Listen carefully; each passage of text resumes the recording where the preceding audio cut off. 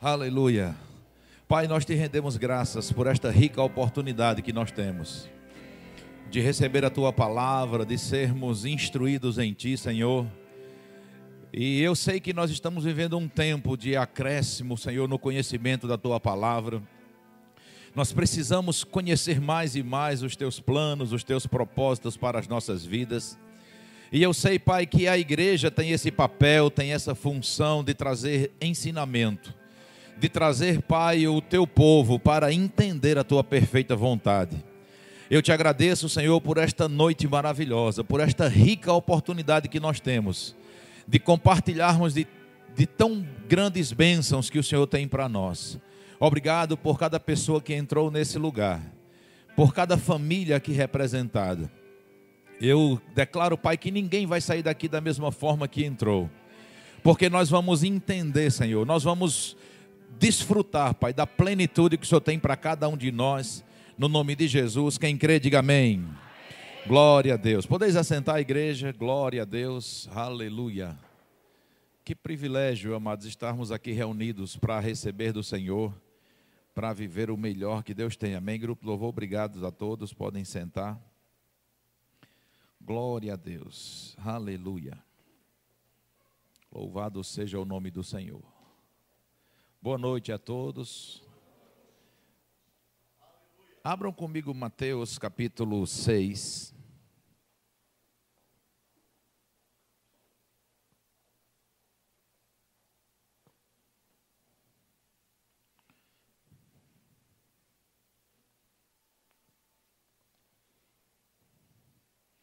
Mateus capítulo 6.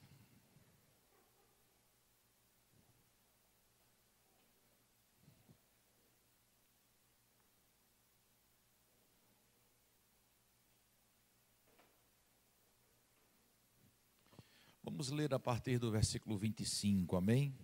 Se você tem Bíblia, acompanhe na sua Bíblia, por favor.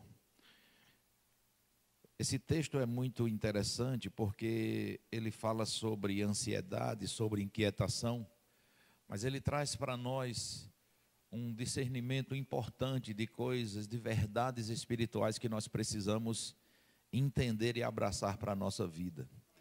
Esse texto ele sempre foi ensinado, ele sempre foi pregado, trazendo uma exortação para nós não andarmos inquietos por coisa alguma.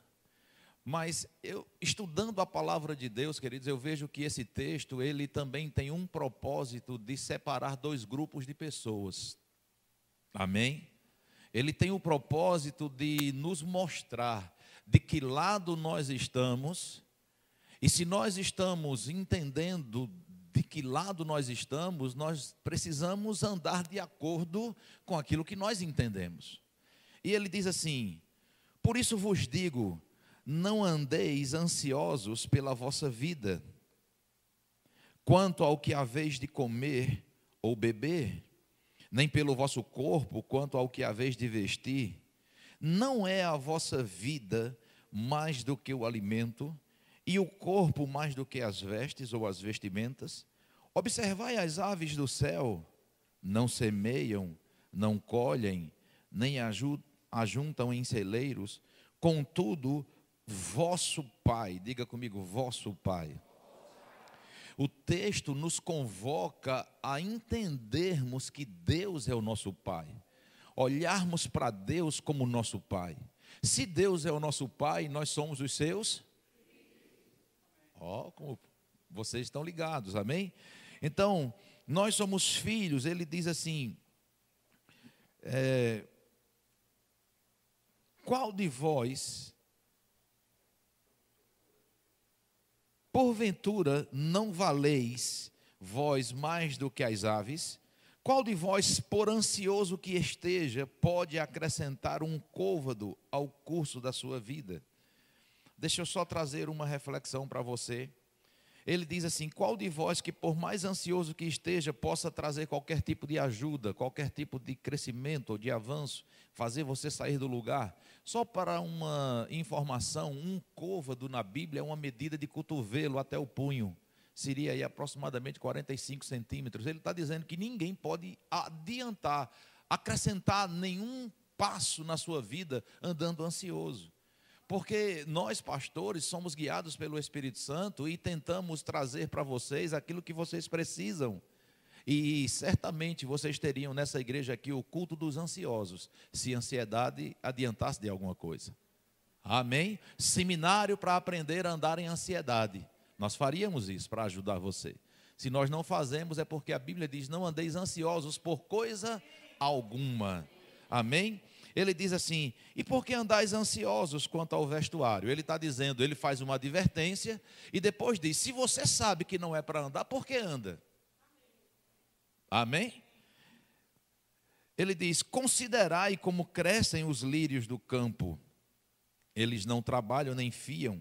Eu, contudo, vos afirmo que nem Salomão, em toda a sua glória, se vestiu como qualquer deles. Ora, se Deus veste assim a erva do campo, que hoje existe e amanhã é lançada no forno, quanto mais a vós outros, homens de pequena fé. Portanto, não vos inquieteis. Considere os nãos de Deus para a sua vida, amém? Deus está dando um não, uma sentença. Ou esse não de Deus pode ser também aquela placa de pare, amém? Portanto, pare de andar inquieto, dizendo, diga comigo, dizendo. Olha o que é que ele diz: portanto, não vos inquieteis dizendo. Aqui ele está nos trazendo, queridos, uma advertência sobre a importância daquilo que nós... Amém? Quantos sabem que carência ou necessidade ou uma momentânea escassez todos nós passamos? Mas o segredo é, não diga isso. Não fale isso. Por quê? Porque a fé vem pelo ouvir. E você vai entender mais na frente da mensagem de hoje o porquê que ele está dizendo não fale, porque falar traz ansiedade. Amém? Ele diz assim: portanto, não vos inquieteis dizendo que comeremos, que beberemos ou com que nos vestiremos. Porque quando você fala a carência, querido, você está focado nela. E você esquece de olhar para a grandeza de Deus, para o Deus que é o El Shaddai, mais que suficiente, o Jeová Jireh, o Deus da nossa provisão. E quando você olha para as dificuldades e fala as dificuldades, você está tirando o foco de quem Deus é. Amém? Então ele diz assim: porque os gentios é quem procuram todas estas coisas. Quem são os gentios? Aqueles que não são filhos. Você entende isso, queridos? E aqui há uma separação entre aqueles que não são filhos e aqueles que são. Ele está dizendo, olha, para andar ansioso, para andar inquieto, para andar dizendo falta, para andar falando sobre escassez, não é para os meus filhos, porque eu sou um pai responsável, eu sei o que os meus filhos precisam. Deixa isso para aqueles que não são da família, mas os que são da família não hão de passar necessidades. Aleluia. Pois vosso Pai Celeste sabe que necessitai de todas elas. Buscai, pois, em primeiro lugar. Buscai, pois, em primeiro lugar o seu reino e a sua justiça. Existe uma justiça celestial, existe uma justiça de Deus, queridos, que faz a nossa vida ser uma vida sustentável, uma vida confiável, uma vida onde não te falta nada. Você precisa olhar para Deus como um justo juiz. Na hora que você não consegue entender quem Deus é, na hora que você questiona por que estão faltando as coisas, porque as coisas não estão acontecendo, você está questionando que Deus é justo. Por isso que ele diz, busque o reino dele e a justiça dele. Diga comigo, buscar. Isso denota necessidade de fazer algo. Somos nós que fazemos isso, somos nós que buscamos. Amém? Buscai, pois, em primeiro lugar o seu reino e a sua justiça, e todas estas coisas vos serão acrescentadas. Aleluia. Amém?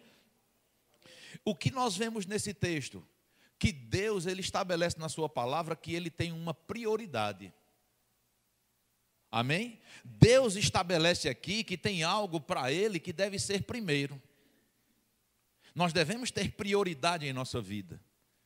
E muitas vezes nós não estamos entendendo o que Deus está dizendo. Nós devemos priorizar a Deus. Amém, queridos? Priorizar a Ele, buscar em primeiro lugar Ele. Deus deve ser a nossa fonte, mas Ele diz buscar em primeiro lugar a Deus. Ele diz busque o reino de Deus.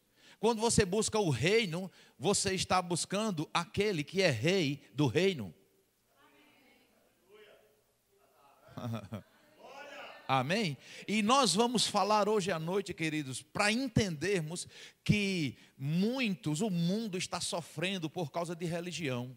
Religião está tirando pessoas do céu. Religião está fazendo pessoas se degladiarem, se matarem, famílias se dividirem, pessoas estarem vivendo contendas, divisões.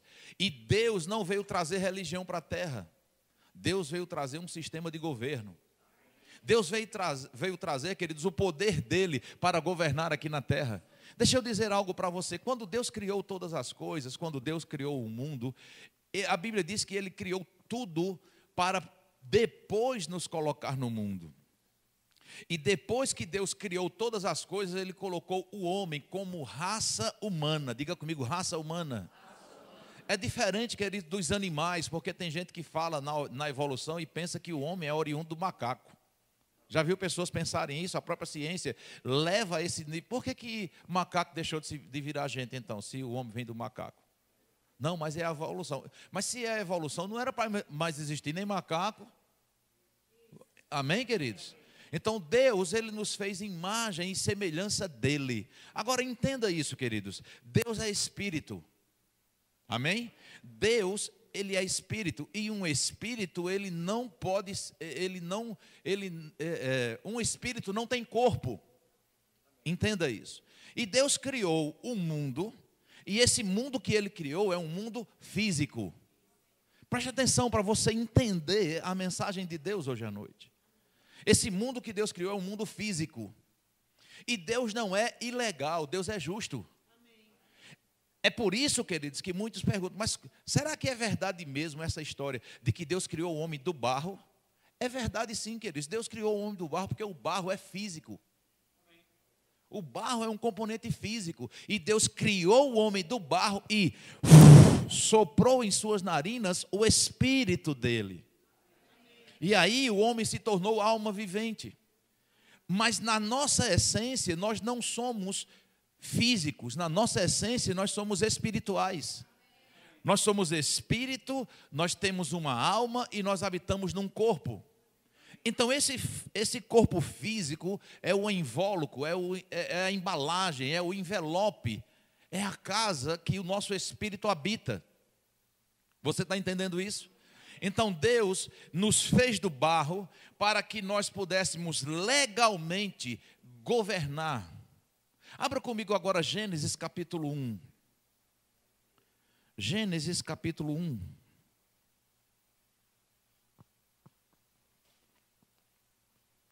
Glória a Deus.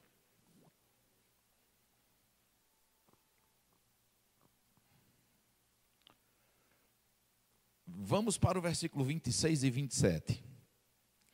Também disse Deus. Quem disse? Façamos o homem. Esse façamos está no plural. Deus não estava só criando o homem. Deus estava juntamente com o Espírito Santo e estava juntamente com Jesus. Amém? A Bíblia diz no Evangelho de João, capítulo 1, que no princípio era o Verbo, falando sobre Jesus. O Verbo era Deus e o Verbo estava com Deus. E o Verbo se fez carne e habitou entre nós. Então o Jesus Cristo, o homem que nós conhecemos, que habitou aqui entre nós, é um Jesus Cristo, queridos, que foi formado no ventre de Maria, para que o Jesus Cristo físico pudesse habitar dentro de nós, assim como ele fez Adão lá no Jardim do Éden. Quem está entendendo isso? E agora, queridos, Jesus podia legalmente entrar e habitar aqui na terra para o fim proveitoso pelo qual ele veio. Entenda isso. E agora a Bíblia diz, façamos o homem à nossa imagem, conforme a nossa semelhança. Deixa eu dizer uma coisa para você, somente aqui nós vemos várias pessoas com formatos diferentes, com rostos diferentes, cores diferentes, alturas diferentes. Nós não fomos feitos em imagem e semelhança de Deus no físico, mas nós fomos feitos em imagem e semelhança de Deus no espírito.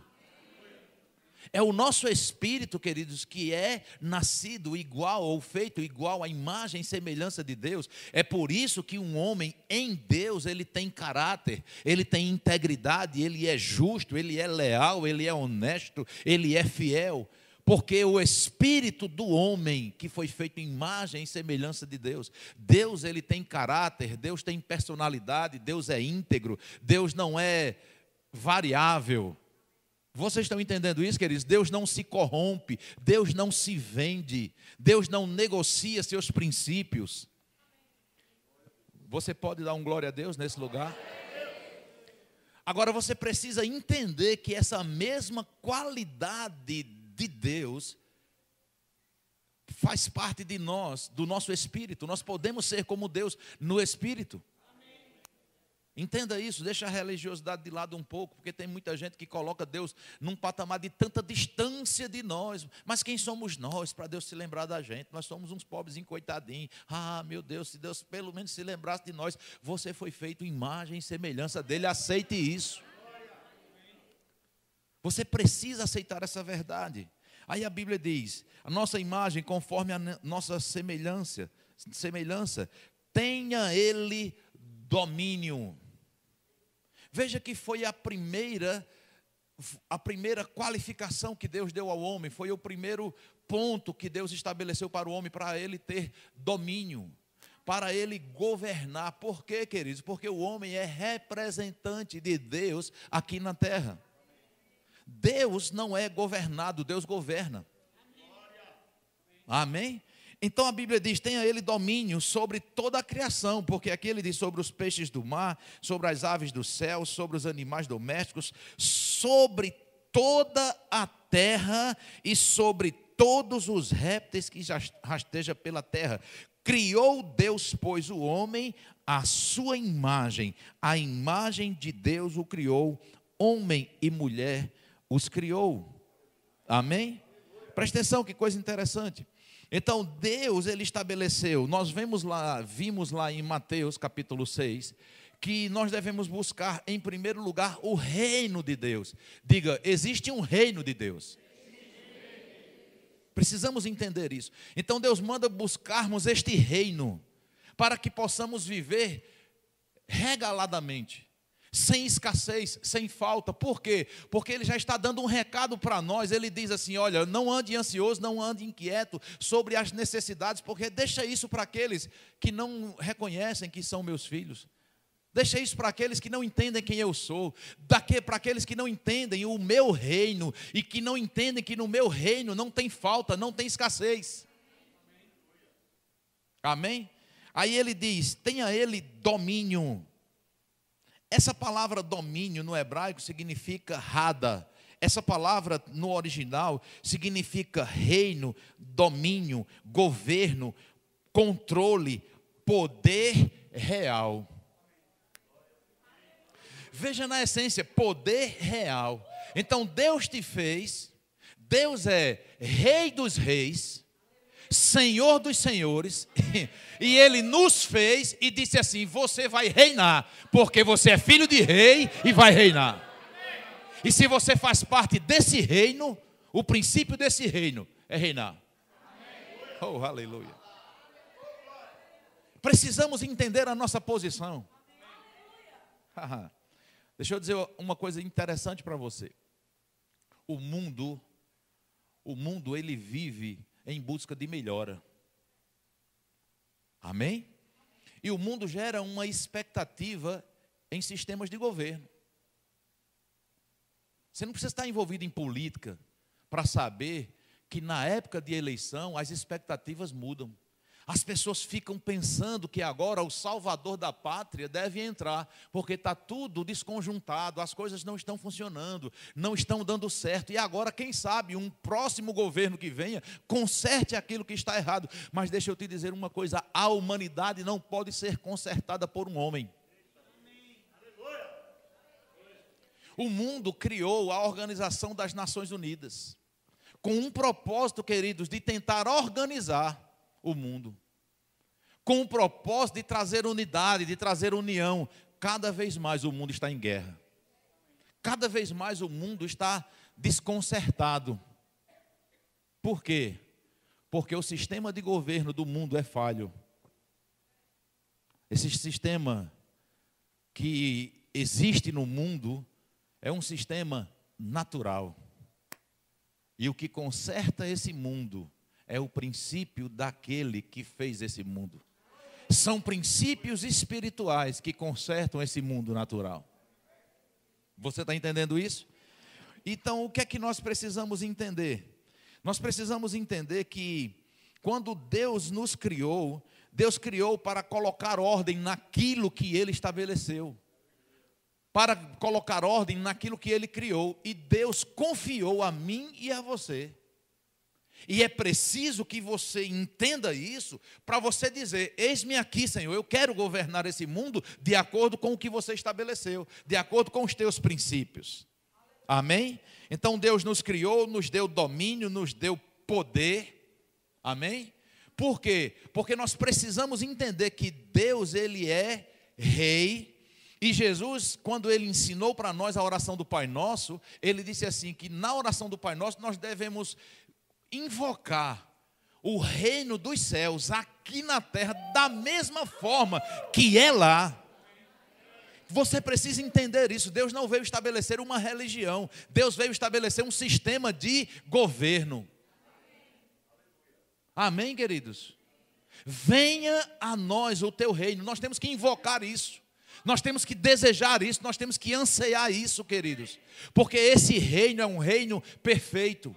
É um reino de governo, é um reino de ordem, é um reino de autoridade, é um reino que resolve. Você precisa estudar um pouco mais sobre o sistema monárquico, que é um sistema onde reis governam. Na Inglaterra, por exemplo, você sabia que num sistema de governo o rei, ele é dono de tudo, inclusive do povo? Sabia disso ou não? O rei, ele manda em tudo. O rei, você já viu aquela frase, palavra de rei não volta atrás? Porque o que o rei fala é lei. Tudo que o rei fala, queridos, está estabelecido porque ele tem autoridade. Você já viu lá na Inglaterra como é o aparato, os súditos, quando a rainha vai sair, quando eles vão para um evento, quando nasce um herdeiro? Você já viu todo aquele aparato? As pessoas têm alegria de fazer aquilo. Você sabia que as pessoas mais fotografadas no mundo são os príncipes, os reis? Quando eles fazem alguma coisa, queridos, eles são as pessoas mais clicadas no mundo todo. A imprensa, tem especialistas na imprensa que vivem exclusivamente para dar cobertura 24 horas do rei, do castelo, da vida deles, o que eles fazem. Tudo que a princesa usa vira moda. Tudo que eles falam, queridos, influenciam as pessoas, em especial lá no território deles. Você está entendendo isso, queridos? Então, um sistema de governo, quando um rei está no domínio, tudo que as pessoas têm é do rei. Mas também tudo que o rei tem, ele pode liberar para qualquer um, a qualquer momento. O rei, ele decide. Você lembra quando Davi foi enfrentar Golias? Naquela época era sistema de reinado. E o que foi que o rei Saul disse? Quem matar o gigante, eu vou isentar de impostos. Olha a autoridade. Vou dar riqueza, vou dar casa, vou dar fortunas, ainda vou dar a minha filha para ele casar. Aleluia. Abra comigo Salmos, capítulo 24, versículo 7.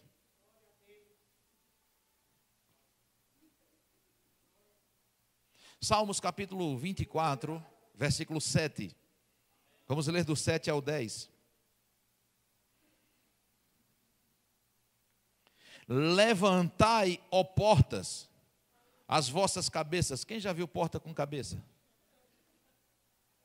Essa porta é você. Essa porta é você. Levantai, ó porta, as vossas cabeças. Levantai-vos, ó portais eternos, para que entre o Rei da Glória. Quem é o Rei da Glória? O Senhor forte e poderoso, o Senhor poderoso nas batalhas. Levantai, ó porta, as vossas cabeças, levantai-vos, ó portais eternos, para que entre o Rei da Glória. Quem é esse Rei da Glória? O Senhor dos Exércitos, Ele é o Rei da Glória. Ele entra através de mim, através de você. Ele governa através de nós. Oh, aleluia. Amém? O rei, queridos, ele é um governante absoluto. Amém? Ele não depende de nada nem de ninguém. O rei não tem essa questão de essa dificuldade ou essa resistência ou esse sistema que o nosso país tem. Por exemplo, o presidente ou a presidente da República.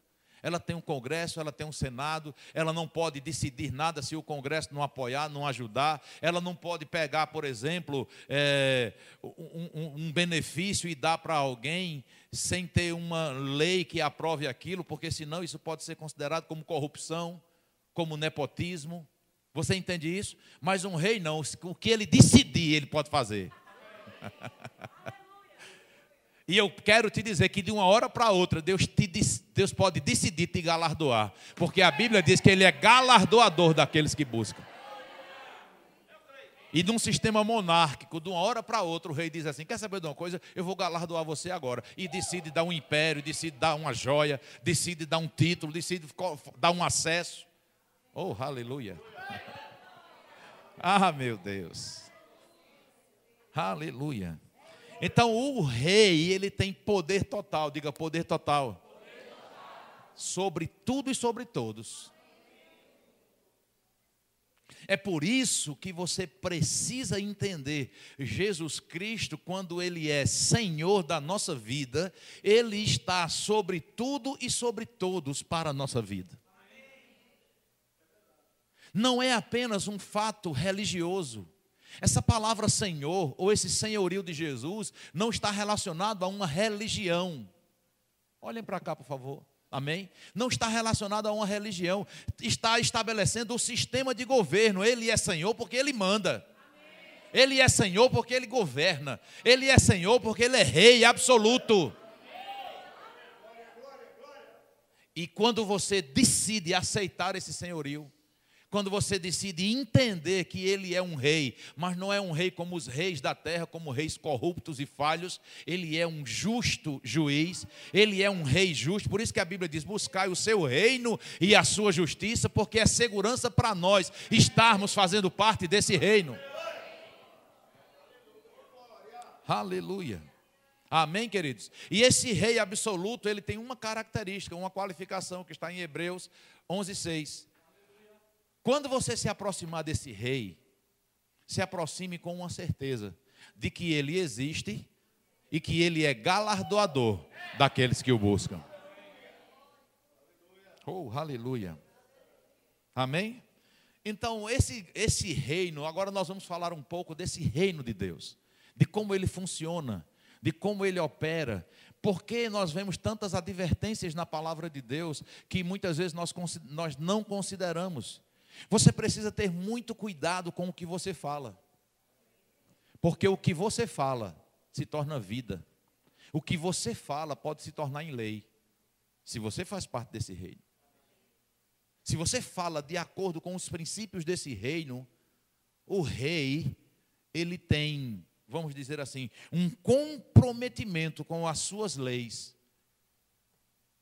E tudo que você fala que está de acordo com a lei dele, ele simplesmente comanda. Que assim seja. Assim seja.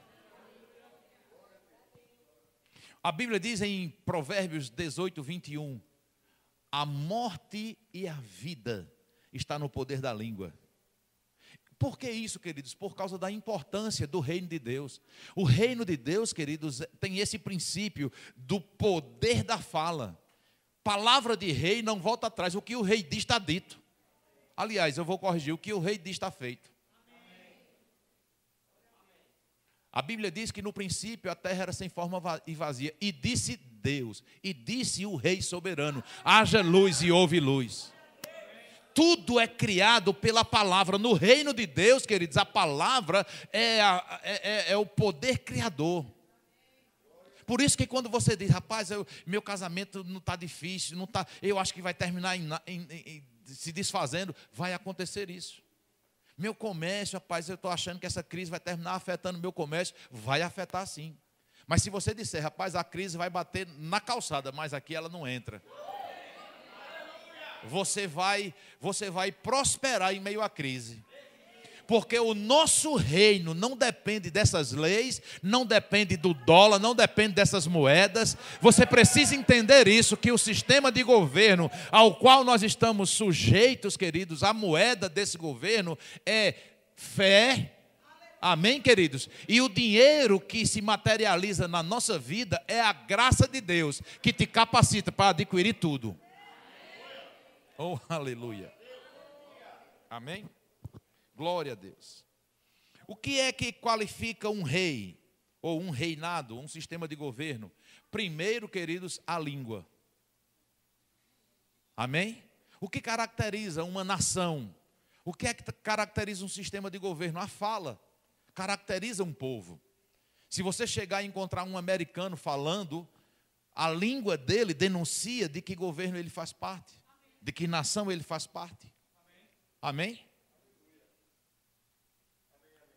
E o que faz alguém falar, alguém que tem um idioma, falar fluentemente outro idioma?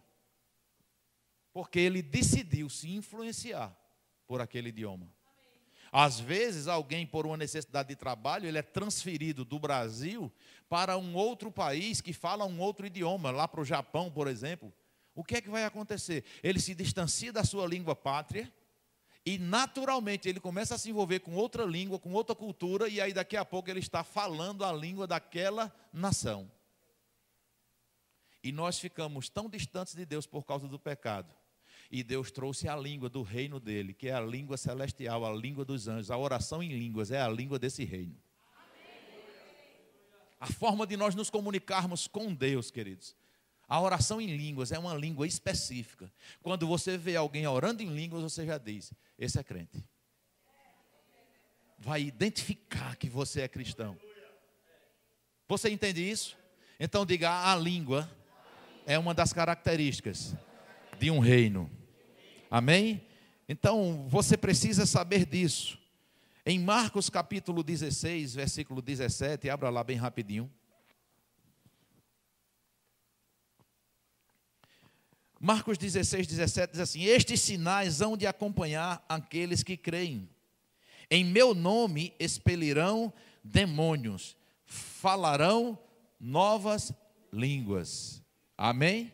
Eu estou só te trazendo uma base bíblica para aquilo que nós estamos ministrando hoje à noite. A segunda característica de um reino, queridos, é o território. Amém? É a área de abrangência dele. E a Bíblia diz que nós somos embaixadores de Cristo aqui na terra. Aonde você colocar a planta dos pés, o lugar é seu. Queridos, não é o lugar geográfico, é o lugar de autoridade. Amém? Você sabe que no princípio Deus disse para Abraão: Abraão, sai da tua terra, sai da tua parentela, vai para um lugar onde eu te mostrarei. E depois ele disse assim: olha para essas campinas aí. Vê onde é que a tua vista alcança. Já eram lugares, é por isso que às vezes nós não entendemos porque Deus mandava o seu povo tomar posse de algumas terras, e para isso às vezes era necessário que houvesse guerras. E Deus dizia: eu sou com vocês. Por quê? Porque Deus criou o mundo para os seus filhos, para aqueles que o obedecem, para aqueles que tinham aliança com Ele. Então Ele fez uma aliança com Abraão e disse: Abraão, sai andando aí, toma posse de tudo, porque tudo é teu. E ele diz: quem tiver lá pode dominar, bota para fora e expulsa, porque tudo é teu. É esse o princípio que às vezes nós não entendemos, porque Deus mandava o seu povo tomar conta de alguns lugares, de alguns territórios que já estavam invadidos por pessoas que não tinham aliança com Deus, que adoravam outros deuses, que não tinham temor a Deus, e Deus dizia: vai lá, isso aqui é tudo meu e eu estou dando para você, vai lá. Muita gente pensa, né, que Jesus mandou roubar um jumento, porque Jesus mandou Pedro ir lá e dizer assim: vai lá, Pedro, pega um jumento lá e traz para cá. E quando o dono do jumento, se ele aparecer e ele perguntar alguma coisa: ei, o que é que você está fazendo, rapaz? O que é isso que você está pegando? Você só responde para ele assim: diga, o Senhor mandou buscar. E essa é a resposta o motivo pelo qual Jesus mandou buscar aquele jumento. Por quê? Porque tudo é de Deus. E havia em Jesus um entendimento que na hora que ele explicasse para aquele homem que disse que olha, tudo é do Senhor, não ia haver resistência. Você está entendendo isso? Louvado seja o nome do Senhor. Então nós somos embaixadores de Cristo, amém, queridos? E temos um território. E a Bíblia diz que o reino de Deus, queridos, é tomado à força. Como tomado à força, queridos? Pela autoridade. Você precisa saber que no contexto espiritual que nós estamos falando, quem é esse intruso? Quem é esse que veio invadir as famílias, invadir o mundo e querer colocar um outro sistema que Deus não pode aprovar? O inimigo de Deus, o diabo. E é por isso que nós precisamos entrar em qualquer lugar onde ele esteja com a autoridade de que o lugar é nosso, que foi Deus quem nos deu. Então, na tua família, se está havendo contenda, se o diabo está tentando se levantar para trazer princípios que Deus não aprova, comece a ter entendimento, a autoridade está com você. Simplesmente descanse e vá para cima. Outra característica de um reino, queridos, é a constituição. A constituição são suas leis, suas regras e os seus valores, o que é como recompensa, aquilo que é de direito, aquilo que você pode usufruir, aquilo que você como herdeiro pode tomar posse. E nós como filhos de Deus e participantes desse reino, nós temos a Bíblia Sagrada, que é a nossa Constituição. A Bíblia ela é descrita como o testamento. Amém, queridos? Um testamento é aquilo que está estabelecido como direitos e deveres, aquilo que nos pertence. E você precisa estudar a sua Constituição, porque uma das coisas mais graves para um habitante de uma nação é não conhecer suas próprias leis.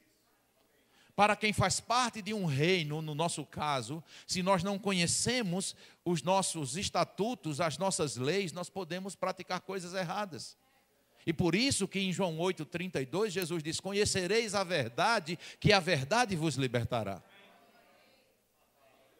A própria Bíblia diz para nós: errais em não conhecer as Escrituras. Amém? É um erro para nós não conhecermos as Escrituras, porque elas falam do poder de Deus, elas testificam daquilo que nós somos, daquilo que nós temos, daquilo que nós podemos em Deus. Aleluia. Outra coisa que caracteriza um reino é a sua cultura. Amém? A cultura caracteriza a forma de agir, a forma de andar, a prática das pessoas denunciam de onde elas estão. Se você encontrar um indígena, facilmente você entende que ele faz parte de uma cultura indígena pela forma dele proceder. Você está entendendo isso? A própria linguagem. Quando você chega num ambiente de trabalho, ou de rua, de comércio, e quando você chega lá e você encontra um cristão, um homem ou uma mulher temente a Deus, a linguagem dela ou dessa pessoa é diferente e você se identifica. Rapaz, tem algo aí. Você entende isso? Quando nós entramos para absorver a cultura do reino, nós começamos a nos diferenciar. Por quê, queridos? Porque embora nós temos compreensão físicas diferentes, no aspecto físico, sejamos diferentes uns dos outros, mas como ser humano nós temos as mesmas qualificações. Nós somos um ser humano com olho, cabeça, rosto. O que é que diferencia, muitas vezes, de nós sermos diferentes uns dos outros? Aquilo que nós praticamos, a cultura que nós absorvemos. Quem está entendendo isso? Então, quando você é influenciado pela cultura do reino, você começa a entender que você não é desse mundo, porque o reino de Deus é celestial. E aí, quando as pessoas começarem a ver você andando em amor, você perdoando, você ajudando o próximo, você tendo uma linguagem santa, as pessoas vão dizer assim: vem cá, a pessoa te magoou e tu ainda vai dar um presente a ela, tu não é desse mundo não, sou isso? E você vai dizer: sou mesmo não, eu sou do céu. O mundo está tão acostumado com bateu, levou, amém? Se mexer comigo, eu vou mostrar com quantos paus se faz uma canoa, não tem essa linguagem aí? Olha, não mexa comigo não, senão eu rodo a baiana. Não tem umas frases assim, uns comportamentos que misturam a pessoa com o sistema do mundo. Mas no nosso sistema de governo, no nosso reino, queridos, no reino de Deus, existe uma forma de proceder que nos identifica, que nos qualifica como filhos de Deus e como integrantes desse reino. E é isso que agrada a Deus, quando você é influenciado pela cultura do reino, para você andar em amor, para você andar em perdão, para você ajudar o próximo, para você ser íntegro, para você ser fiel, amém? Para você não pensar em si mesmo, para você ajudar o próximo, para você ajudar as pessoas que você ama, para você entender que Deus te chama, queridos, para você mostrar para as pessoas que você é um referencial de Deus. Quantas pessoas têm resistência, queridos, de andar de acordo com as culturas do reino? Quantas pessoas não se colocam à disposição ou a serviço do reino para viver o que Deus tem para nós através da nossa vida, para que você seja considerado como um súdito desse reino? Você está entendendo isso, queridos? E se você entender essa posição, se você entender o sistema de governo celestial, você vai começar a ter uma vida diferente. Você precisa saber, queridos, que quando você entende que nesse reino não tem falta, que nesse reino não tem escassez, que nesse reino você não precisa estar com a cuia na mão mendigando, que num reino como esse você simplesmente se posiciona e diz assim: Pai, Tu és o meu rei e o Teu reino é próspero, o Teu reino é abençoado, Teu reino não falta nada e eu sou o Teu representante e vou desfrutar do Teu melhor aqui na terra. Mas o problema é que nós estamos aceitando e andando por um estilo de vida, ou pelo um estilo de vida, que não faz parte do reino de Deus. O que foi que Jesus ensinou lá em Mateus, quando nós lemos no começo? Ele disse: olha, não se preocupe com essas coisas, porque essas coisas ficam para os gentios se preocuparem. Vocês não são gentios. Amém? Ele diz assim: olha para os pássaros, você não se sente mais importante, mais valioso do que um pássaro? Os gentios, eles se sentem mal cuidados. E um pássaro é bem cuidado. E ele disse: se eu cuido de um pássaro, não cuidaria bem mais de você? Você será que tem mais valor do que um pássaro? É para chocar. Essa passagem de Mateus, queridos, é para mexer com a gente, é para nos aberturar mesmo e dizer assim: ei, rapaz, acorda, você não está percebendo não de que reino você faz parte? Você não está percebendo não que você é cuidado, que não te falta nada? E outra coisa, queridos, eu estava conversando, minha esposa falou algo tremendo, algo poderoso. Quando Deus criou todas as coisas, quando o mundo ainda estava na condição de perfeição, onde o pecado não havia, até Gênesis capítulo 1 e 2, a Bíblia diz que Deus criou 4 rios. E a Bíblia fala sobre pedras preciosas, a Bíblia fala sobre ouro, a Bíblia fala sobre prata, sobre várias espécies de pedras, sobre água pura, sobre frutas, sobre toda espécie de árvores. E tudo isso, queridos, para nós em Adão. Adão era a nossa representação inicial, queridos. E o que foi que ficou evidenciado, o que Sheila recebeu por revelação? Que tudo era às claras.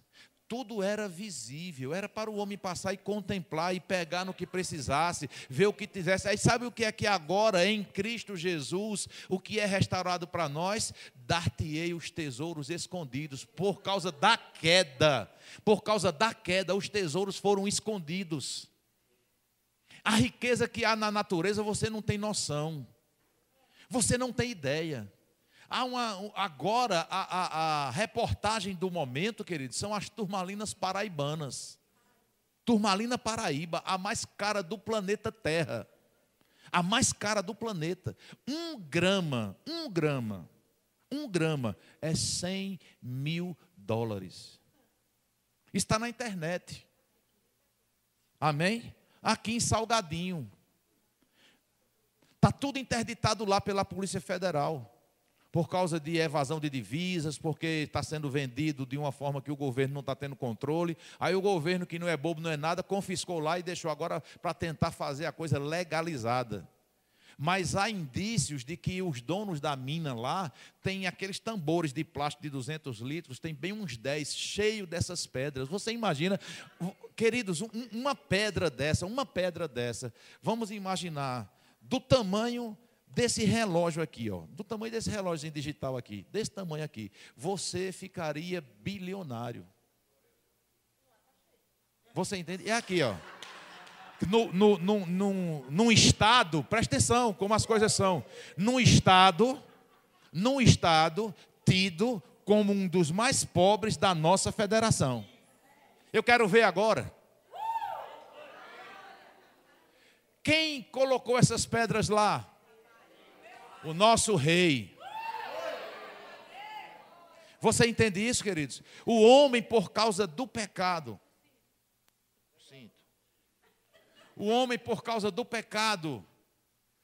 começou a não desfrutar dessas coisas. Mas a Bíblia diz que olha, abre lá Isaías, abre lá o livro de Isaías 45:3. Isaías 45:3. Comece a gerar isso, queridos. Se na mão de um ímpio, na mão de uma pessoa que talvez não seja nem temente a Deus, que o dinheiro que vai entrar dessas pedras, ele jamais pense em construir uma igreja, jamais pense talvez em favorecer pessoas, mas talvez pense em projetos pessoais, projetos de prosperar cada vez mais em currículo, em títulos, em se destacar no mundo todo como talvez uma das pessoas mais ricas do mundo. Mas eu quero te dizer que esse dinheiro na mão do povo de Deus, queridos, a gente pensa primeiramente em favorecer o reino. Porque o princípio desse reino é esse, em primeiro lugar o reino. É por isso que a Bíblia diz que nós devemos ser dizimistas das primícias. De tudo que entra na nossa mão, nós devemos em primeiro lugar honrar o Senhor. É por isso que as pessoas não entendem o princípio desse reino e são avarentos. Elas não querem ser liberais. É por isso que muitas vezes a obra do Senhor não avança nos planos e nos projetos. E Deus, Ele não... A Bíblia diz em Malaquias 3:10, trazei todos os dízimos à casa do tesouro para que haja mantimento. Deixa eu dizer uma coisa, nesse povo que está aqui hoje à noite, se você é membro dessa igreja e você entende como cristão que você deve ser dizimista e você praticar isso, eu quero te dizer que há entre nós aqui, no meio do nosso povo, dinheiro suficiente, porque quando chega na obra, primeiro passa pela sua mão. Entenda isso. Então é possível sim, queridos, que no meio do nosso povo esteja toda a provisão que essa obra precisa. Nós vamos entrar num projeto de construção logo, logo, queridos. E você deveria se alegrar, porque Deus vai prosperar você, para você ser o construtor. Deus vai nos prosperar, queridos, para ser através de nós. O dinheiro não cai do céu. Deus derrama graça sobre nós, para nós prosperarmos. Não fica imaginando, mas dá 10%, não fica pensando, rapaz, eu fico com 90%. Porque Deus nos prospera, tudo vem dele. Isaías 45:3, dar-te-ei. O que é dar? Você não precisa fazer nada, é um presente. Dar-te-ei os tesouros escondidos e as riquezas encobertas. Tem um propósito nisso, não é para você ficar orgulhoso, não. Não é para você dizer que foi a força do seu braço, não. Não é para você achar que você é o bambambam, que o teu Deus é o teu dinheiro. Não, não, é para você entender, para você saber que Ele é o Senhor, o Deus de Israel, que te chama pelo nome.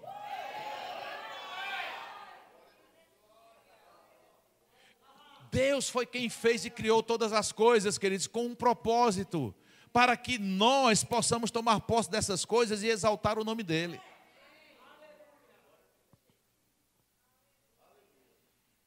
Deixa eu dizer para você algo poderoso. Comece a fazer o que eu e minha esposa estamos fazendo. Todo dia nós estamos confessando: natureza, eu quero o que é meu. Porque foi Deus que fez e foi Ele que disse. A natureza Ele criou para nós. Comece a confessar isso: natureza, devolva o que é meu. Porque Deus fez o mundo e deu para nós. Deus não deu para o ímpio, não. Deus não deu para o prostituto, não. Deus não deu para essas pessoas estarem aí, queridos, bancando, sabe, coisas erradas, jogatina, prostituição, droga. Dinheiro tem que estar na mão da igreja.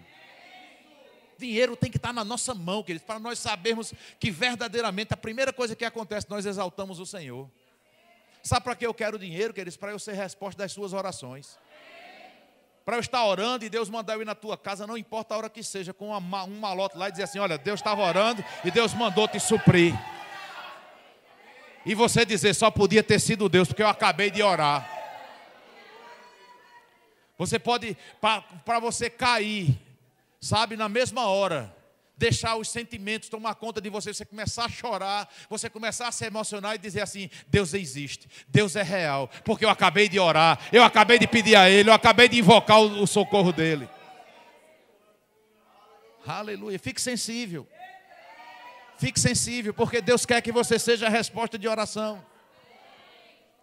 Sabe que quanto mais nós somos generosos, mais Deus confia que Ele pode depositar em nós. O princípio, queridos, da prosperidade em Deus é sermos distribuidores das bênçãos de Deus.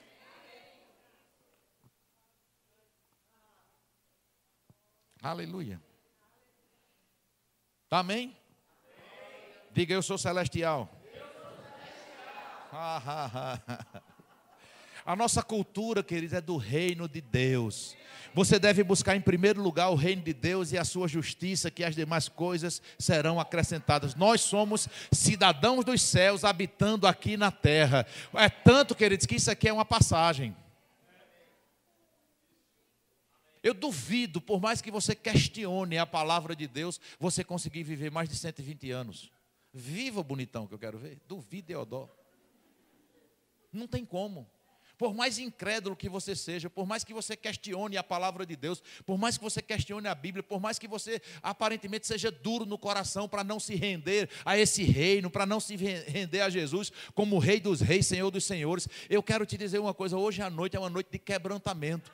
E o último ponto que eu quero falar aqui, queridos, para você fazer parte de um reino, sabe qual é o requisito para você fazer parte de um reino? Você ter nascido nele. Você precisa nascer num país para você ser cidadão daquele país. E em Cristo Jesus nós nos tornamos cidadão dos céus. Porque a Bíblia fala em João capítulo 3, Jesus estava na casa dele lá, onde ele estava recolhido, e Nicodemos veio falar com ele. Amém? Nicodemos veio falar com ele e disse assim: Jesus, eu sei que tu és mestre vindo de Deus, porque ninguém jamais poderia fazer os sinais que você faz se Deus não fosse com ele. Aí Jesus chega e desconsidera todo aquele elogio, aquela evidência que ele estava dando ao poder que operava através da vida de Jesus. E Jesus disse assim: rapaz, não fique impressionado com isso não, você precisa nascer de novo. Aí ele, um religioso, conhecedor da lei, chegou para Jesus e disse: mas como pode nascer de novo sendo velho? Voltaria eu para o ventre da minha mãe e tornaria a nascer? Ou seja, Jesus estava dizendo para ele: você sabe muito bem se reconhecer como um cidadão natural, nascido de carne e sangue, mas você precisa se reconhecer como um cidadão celestial, nascendo do Espírito, nascendo espiritualmente.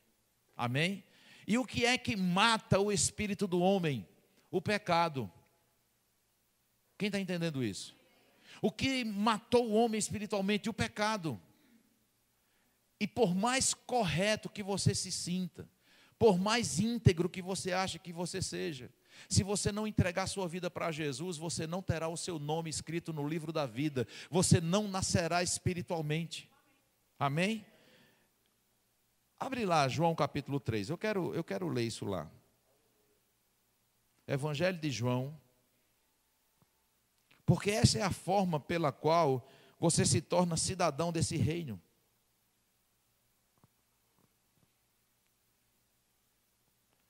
Aleluia. Isso precisa ficar bem claro para nós.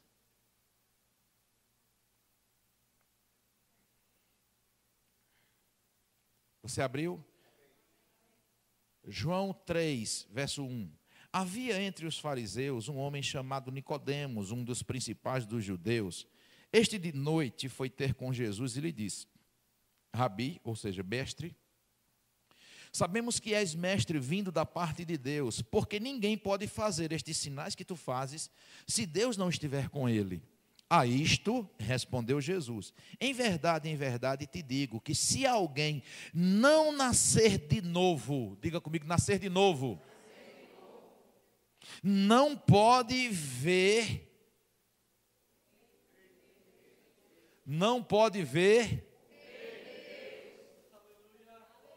Você entende que Deus veio trazer um reino? Não pode ver o reino de Deus. Perguntou-lhe Nicodemos, porque a ênfase de Jesus foi nascer de novo. Para Nicodemos, o que ele absorveu foi nascer de novo. E a ênfase de Jesus era nascer de novo para fazer parte do reino. Aí ele diz assim, versículo 4, perguntou-lhe Nicodemos: como pode um homem nascer sendo velho? Pode porventura voltar ao ventre materno e nascer segunda vez? Respondeu Jesus: em verdade te digo, quem não nascer da água, que é a palavra de Deus, amém, queridos? Porque a palavra de Deus é o poder de Deus em operação. Quem não nascer da palavra, que são as leis do reino, que governam o reino, quem não nascer da água e do Espírito, veja Espírito aqui com E maiúsculo, falando que é do Espírito Santo, e quem não nascer do Espírito, não pode entrar no reino de Deus. Por quê, queridos? Porque só tem um meio de você fazer parte, você ser cidadão de um país, ou você fazer parte de um reino, você nascendo nele. Você entende isso? Isso é um princípio. Deus é legal. E o sistema de reinado de Deus é para você entrar nele. E a porta está aberta. Deixa eu te dar uma boa notícia. A porta é Jesus. Ele disse: eu sou o caminho, a verdade e a vida. Ninguém vem ao Pai senão por mim. Eu sou a porta, disse Jesus. Respondeu Jesus: em verdade vos digo, quem não nascer da água e do Espírito não pode entrar no reino de Deus. O que é nascido da carne é carne, ou seja, você é cidadão natural comum. Amém? Aí ele diz: e o que é nascido do Espírito é Espírito. Ou seja, isso é a restauração da condição original. O fôlego de vida formando o homem um espírito. E agora o homem é restaurado. O homem é redimido. A Bíblia diz que Jesus veio trazer para nós uma eterna redenção. E o que é redenção? É uma restauração do estado original. É a condição do homem quando ele foi feito originalmente. É o governo sendo devolvido para mim e para você. Aleluia. Versículo 7. Não te admires de eu te dizer, importa-vos nascer de novo. E agora ele traz uma explicação. Como nós devemos receber esse novo nascimento? De que forma? Porque muitas vezes as pessoas ficam querendo entender, ficam querendo só se lançar a isso, se começar a compreender. E eu acho tão injusto você só querer se render às coisas de Deus, se verdadeiramente compreender à risca como é que as coisas funcionam, quando você desfruta de coisas que você nem sabe como funciona e você usufrui delas. Você não sabe como é que agora você pode fazer uma transferência bancária para mexer na sua conta e tirar o dinheiro de uma conta e colocar em outra. Senta lá no site, você digita lá, parece uma coisa fácil, mas como é que isso acontece, irmão? Que mexem lá na conta da gente através da internet. Você mesmo mexer na sua conta. Como é que agora nós podemos abrir aqui uma tela e falar com pessoas ao vivo lá nos Estados Unidos ou em qualquer outro lugar do país, se vendo e falando ao mesmo tempo? A gente não entende, na essência, como essas coisas acontecem, mas a gente aceita, a gente desfruta.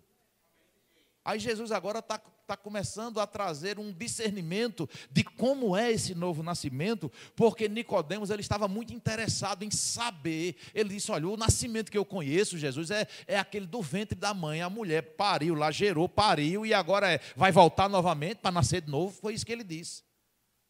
Não se escandalize com essa palavra parir, não, porque essa palavra é uma palavra natural para a mulher, amém? Até no meio médico mesmo, amém? Então, versículo 7, não te admires de eu te dizer, importa-vos nascer de novo. Aí Jesus agora vai tentar explicar para ele entender espiritualmente como é que isso funciona. E receba isso aqui, porque é possível que a gente tenha Nicodemos aqui hoje à noite. Amém. Aleluia. Ele diz assim: o vento sopra onde quer, ouves a sua voz, mas não sabes de onde vem, nem para onde vai. Ou seja, você acredita no vento, não acredita? Você vê o vento? Você percebe, você até sente o assovio, você sente o movimentar dele, mas você não sabe dizer onde o vento nasce. Você não sabe para onde ele vai, você não sabe onde ele para, você não sabe onde ele começa. Você entende isso? Aí ele diz: mas não sabes de onde vem, nem para onde vai. Assim é todo aquele que é nascido do Espírito. Você não procura entender, você simplesmente aceita. Você simplesmente se rende. Por quê? Porque existem provas contundentes, queridos, que Jesus, ele é o Filho de Deus, que ele é aquele Cordeiro de Deus que tira o pecado do mundo e que ele é a porta para você entrar nesse reino poderoso. Nós estamos hoje aprendendo, estudando, não somente sobre o reino de Deus, mas acima de tudo, a importância de fazermos parte desse reino. O que nós temos, o que nós somos e o que nós podemos nele. É um reino, queridos, que não tem escassez. É um reino, queridos, que não tem falta. Aleluia. Amém? E agora, eu quero finalizar com esse versículo, Salmos de número 33. Versículo 12, nós vamos encerrar aqui nesse versículo. Diga: eu sou o cidadão dos céus. Tem uma passagem na Bíblia que diz assim, que nós somos raça eleita, sacerdócio real, nação santa, povo adquirido de Deus, propriedade exclusiva de Deus. Amém?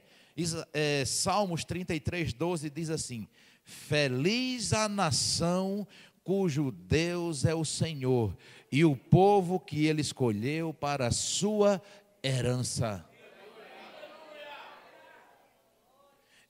Entenda isso, queridos. Muitos confundem essa passagem aqui dizendo assim: feliz da nação cuja o presidente seja um cristão.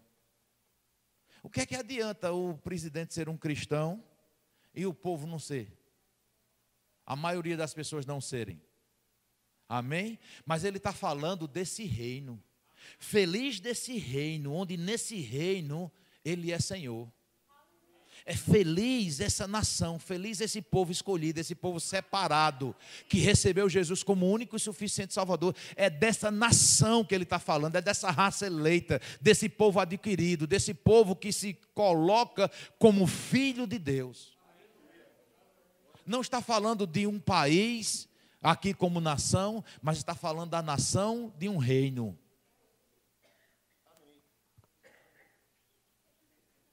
Amém? Louvado seja o nome do Senhor. Diga de novo: feliz a nação cujo Deus é o Senhor.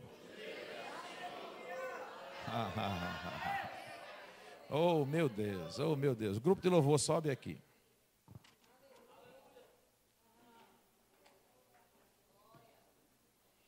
Hoje é uma noite de ceia, Santa Ceia.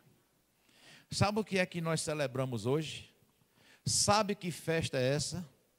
é uma festa para quem é do reino, para quem faz parte dessa nação. Você entende isso, queridos? Hoje é uma noite de salvação. Hoje é uma noite de Nicodemos se tornar filho. Hoje é uma noite de pessoas que só entendiam e só sabiam que era nascido uma vez, nascido do ventre materno, natural. Mas que hoje à noite você decide pela fé entregar sua vida para Jesus. E eu creio que essa palavra invadiu o seu coração, quebrantou você hoje à noite. Vamos ficar de pé em nome de Jesus. Obrigado, Senhor, pelo teu reino. Obrigado, Senhor, pelo teu governo em nossas vidas. Obrigado, Pai, porque nós fazemos parte de um reino que não tem fim. Nós fazemos parte de um reino que não tem falta, que não tem escassez. E hoje à noite, Pai, essa palavra ministrada é porque o teu reino está aberto para ser acrescentado por mais filhos, mais pessoas que nascerão de novo hoje à noite, que receberão o nascimento do Espírito através da água da palavra. Obrigado por cada pessoa que entrou nesse lugar, Pai, que ainda não tinha tomado essa decisão de te receber como Senhor e Salvador, para fazer parte desse reino poderoso, para começar a entender que pode desfrutar da plenitude que o Senhor tem. Um reino de santidade, um reino onde o Espírito é recriado em ti em verdadeira santidade e justiça. Obrigado, Pai, porque o diabo não tem domínio sobre esse lugar, e nós tomamos posse da autoridade que nós temos no nome de Jesus, e quebramos toda resistência na mente e no coração das pessoas que sabem, que entenderam essa mensagem e que reconhecem a necessidade de nascer de novo. E eu declaro, Pai, não vai haver vergonha, não vai haver orgulho, não vai haver altivez, não vai haver preocupação do que as pessoas vão pensar, mas vai haver um verdadeiro quebrantamento hoje à noite, Senhor, para pessoas nascerem de novo e fazerem parte desse reino perfeito. Obrigado, Senhor, por esta noite maravilhosa e pela abundância de salvação nesse lugar.